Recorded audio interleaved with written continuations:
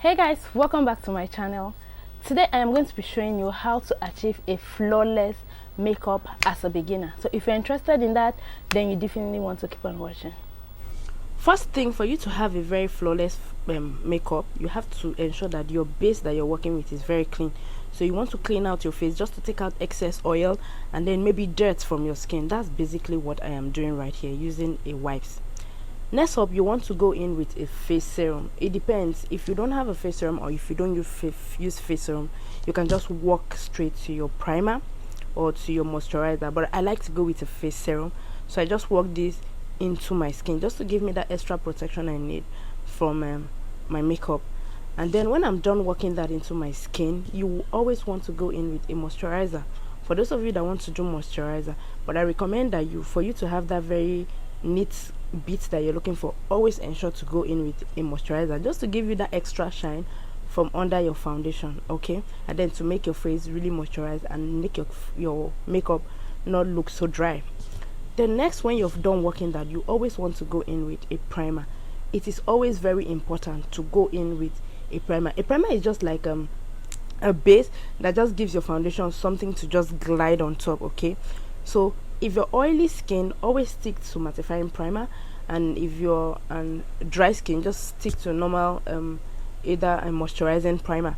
So for me, I have both oily skin and normal skin, so I use both mattifying primers around the areas where I tend to be very oily, and then I use my other normal moisturizer around the areas where I tend not to be very oily. So for my T-zones, I went in with the Rimmel, and then for every other part of my face, I'm going in with the Ushers primer. Next up, you want to go with your foundation. Guys, the trick to having a very flawless bit is to ensure that your foundation is exactly your skin tone. You don't want a foundation that is very light. You want a foundation that will just glide into your skin, that will just kind of just pop out your skin, not to make you look very white, okay? So always ensure the foundation you're using is your exact skin tone. Don't go for too light foundation or a foundation that is like 2 shades lighter than you. Ensure to work with a foundation that is exactly your skin. And then for the tools to use, it depends on what works for you. Brushes actually work better for me. Other people prefer to use a makeup sponge, but then I feel better and I feel like I work better with brushes. So I'm just using this brush to just press this foundation into my skin. And when you're doing that, you always want to dab just to press it in. So when you're done with that, you want to go in with your concealer. Always ensure that your concealer you're using is 2 shades lighter than your normal skin tone, not too light. Don't go for 3 shades or don't go for a super light concealer. Go for a concealer that is just 2 shades lighter than your normal skin, and then you can work that in with a damn beauty blender. It works perfectly well, okay? So take it section by section. Ensure that whenever you're blending in your concealers, especially around your under eye, ensure to blend it upwards just to give your face a lift. Do not bring your concealer downwards. You don't want the rest of your face to look all whitish, so you want to blend upwards towards your outer eyes, upwards as if you're going towards your ears. And then when you're done with that, you want to set with a powder that is just 1 shade lighter than your skin tone. So that's the powder I'm using, okay? So when you dab your sponge into your powder, ensure to blow out the excess powder and then just dab this all around the areas where you have your concealer seated. Ensure that you dab that in so you don't have your concealers crazing. And then if you're ever going to bake, guys, ensure that you don't bake for so long, okay? And then when you're baking, just use very little product, okay? So for this one, I'm using a powder shade that is 2 shades lighter than my normal skin tone. I'm just using that to just bake under my eyes and then my chin. When you're done with that, you want to contour, and when you're contouring, you don't want to be super dark, too steep. You just want to go with something a little bronzy, okay? So that's why I'm using that powder that's like about 2 shades darker than my normal skin tone. I'm just using that to just bronze my face a little, just to bring a contour or a structure to the face. You know, when you have your foundation on, most of your natural contours are completely taken out, so this bronzing and highlighting kind of just help to bring out the natural contour of your face. And then when I'm done with that, like I said, do not bake for so long so you don't have it kicking up.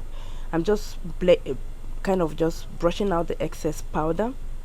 So you just go ahead and brush out the excess powder from your under eye, from your chin, around the bridge of your nose. Okay, and when you're doing this, you can decide to use your own normal powder, like your normal face powder, to blush, to kind of just brush this out, or you can just go with a plain brush to brush this out. Next up, I'm going in with my blush. I'm using those two shades, an orange blush and a pink blush, so I'm just mixing that together to just give me this very warm, natural, pinky looking kind of a blush. I don't want it too red, I don't want it too orangey. So this is the trick, guys. So if you want to have all your makeup sitting very well in place and having that very flawless finish, do not spray your setting sprays directly on your face. Use a beauty blender, just spray it on the blender, and then use the damp blender that has the setting spray to just dab all over your face. This works better than you having to spray the whole setting spray on your face. I've worked with it and it works better for me. So basically that's what you want to do. Press that in until everything is set. Hi guys, so this is the finished look. So I decided to go with a red lippy because I just feel like the eyes are so calm, so a red lippy will not be a bad idea. Okay, so this is basically the look. I hope you like the look. I hope you have learned a thing or two on how to get a flawless face makeup. And if you've watched up to this point, kindly subscribe to this channel and turn on your post notification so you get notified whenever I post any new video. Actually, so you'll be the first to get notified when I post a new video. And also let me know your thoughts in the comment section about this look, and also let me know if you really like me to create looks like this, like beginners series. We can make it a series thing. Okay, just let me know in the comment section what you want to see next. I love you guys, and I will see you guys in my next video. Bye.